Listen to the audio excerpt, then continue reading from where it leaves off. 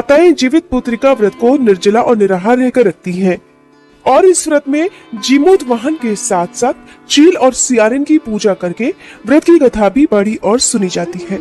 आइए सुनिए जितिया व्रत की कुछ पौराणिक कथाएं।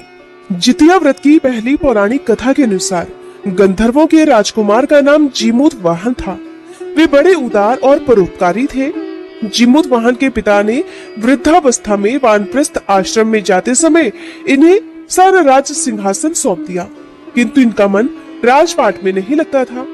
तब वे भी राज्य का भार अपने भाइयों पर छोड़कर स्वयं वन में पिता की सेवा करने के लिए चले गए। वहीं पर उनका मलयवती नाम की राजकन्या से विवाह हो गया। एक दिन जब वन में भ्रमण करते हुए जीमूत वाहन काफी आगे चले गए, तब उन्हें रास्ते में एक वृद्धा रोते हुए मिली।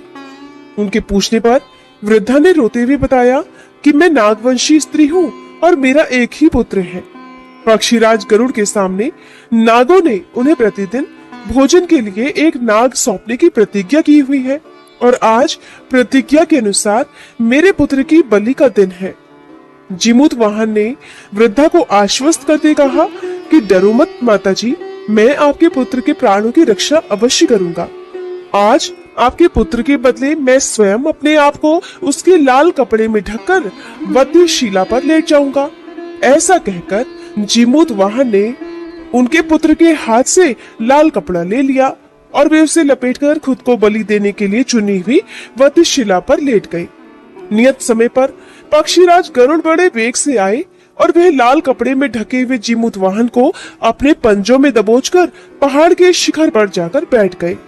अपने चंगुल में गिरफ्तार प्राणी की आंख में आंसू और मुंह से आह ना निकलता हुआ देखकर गरुड़ बड़े आश्चर्य में पड़ गए। उन्होंने जीमूत वाहन से उसका परिचय पूछा तो जीमूत वाहन ने सारा किस्सा कह सुनाया। गरुड़ जी उनकी बहादुरी और दूसरों की प्राण रक्षा करने में स्वयं का बलिदान देने की हिम्मत से बहुत प्रभावित हुए। प्रसन्न होकर गरुड़ जी ने उन्हें जीवन दान दे दिया और नागों की बलि ना लेने का वरदान भी दे दिया। इस प्रकार जीमूत वाहन के अदम्य साहस से नाग जाति की रक्षा हुई। तब से अपने पुत्र की सुरक्षा हेतु जीमूत वाहन की पूजा की परंपरा भी शुरू हो गई। अब सुनिए जितिया व्रत की दूसरी पौराणिक कथा। पौराणिक कथा के अनुसार दो बहनें थीं। एक का नाम था सुखिया और दूसरी का नाम था दुखिया। दोनों का भाग्य भी उनके जैसा ही था। जैसा उनका नाम वैसा उनका भाग्य। दुखिया बहुत ही गरीब थी और अपने नाम के अनुरूप ही बहुत दुखी भी रहती थी। उधर सुखिया अपने नाम के अनुसार अमीर भी थी और हमेशा सुखी रहती थी। दोनों एक ही गांव में रहा करती। दुखिया सुखिया के घर में काम करती, साफ सफाई करती थी, खाना बनाती और जो खाना बच जाता वह खाना सुखिया दुखिया को दे देती थी। इसी तरह दुखिया का घर चल रहा था। धीरे धीरे समय बीता। दोनों को दो बच्चे थे। सुखिया को दो पुत्र थे और दुखिया को भी दो पुत्र थे। जब जितिया व्रत का समय आया तो दोनों बहन जितिया का व्रत रखने लगी। दुखिया सुखिया के घर में काम करती थी। व्रत के दिन दुखिया ने सुखिया के घर जो चावल फटका उससे जो खुर्दी निकली वह अपने लिए रख ली और साफ चावल सुखिया को दे दिए। फिर साग को चुना, पत्तियों को डंठल से अलग किया, बढ़िया वाला साग सुखिया के लिए रख दिया और जो डंठल था वो अपने लिए रख दिया। अब दुखिया ने सुखिया के घर का सारा खाना बना दिया और अपने घर चावल की खुर्दी और साग का डंठल लेकर चली गई। खुर्दी का चावल और साग की डंठल बनाकर वह खाना बनाकर अपने बच्चों को खिलाने लगी और खुद भी खाने लगी। उसके बाद दुखिया सोने चली गई। आधी रात को एक बूढ़ी औरत ने उसके घर का दरवाजा खटखटाया तो दुखिया ने घर के अंदर से पूछा, कौन है? तो बुढ़िया बोली, बेटा हम हैं। दुखिया ने उठकर फाटक खोला और पूछा, अम्मा आपको क्या चाहिए? इतनी रात में आप यहाँ किस लिए आई हो? तो बुढ़िया कहने लगी, बेटा मुझे बहुत भूख लगी है, कुछ खाने को दे दो। तो दुखिया को उस पर दया आ गई। उसे अपने घर के अंदर ले आई और कहने लगी, माँ जी हम लोग बहुत गरीब हैं और आज मैंने तो खुर्दी का चावल और साग का डंठल बनाया है, क्या आप खाएंगी? तो बुढ़िया कहने लगी, हाँ हाँ क्यों नहीं खाएंगी। हमें तो बहुत जोर से भूख लगी है, मैं तो वही खा लूंगी, तुम जल्दी से खाना लेकर आओ।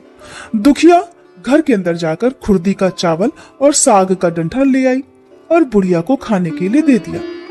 बुढ़िया ने खाना खाने के बाद कहा कि मुझे अच्छे से कुछ दिखाई नहीं देता। बेटी, अब इतनी रात के अंधेरे में मैं अपने घर कैसे जाऊंगी? तो दुखिया कहने लगी, माँ जी कोई बात नहीं, आप यहीं पर सो जाइए, सुबह हो जाए तो अपने घर चले जाना। अब तो बूढ़ी दुखिया के घर में ही सो गई। थोड़ी देर के बाद बुढ़िया उठी, फिर कहने लगी, बेटा मुझे शौच जाना है, कहाँ जाऊं? तो दुखिया कहने लगी, माँ जी घर के भीतर ही एक कोने में चली जाओ, आप उधर कोने में शौच कर लो। तो बुढ़िया ने पूछा, बेटा भड़भड़ करे या छरछर करे? दुखिया नींद में थी, कहने लगी, माँ जी भड़भड़ कर दो, मैं सुबह साफ कर दूंगी। शौच करने के बाद बुढ़िया ने फिर पूछा, बेटा मैं अपने हाथ कहाँ साफ करूं? तो दुखिया कहने लगी, माँ जी आप मेरे सिर में अपने हाथों को साफ कर लीजिए। उधर जब सुबह हुई तो दुखिया को यह सब कुछ एक सपना जैसा लगा। उसे लगा शायद सोते समय मैंने कोई सपना देखा होगा।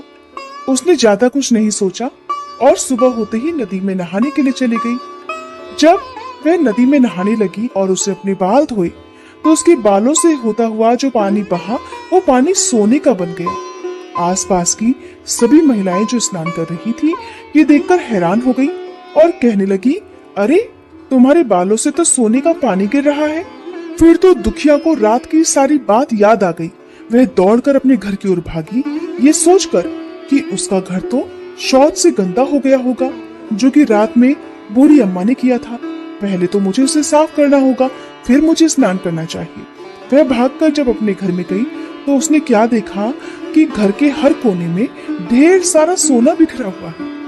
ये सब देखकर दुखिया बहुत हैरान और खुश हो गई और सोचने लगी कि जीतमान बाबा अर्थात जिमुत वाहन की कृपा है, ये सब जो माता का रूप धारण करके मेरे घर आए और मुझे इतना भर भर कर आशीर्वाद देकर गए।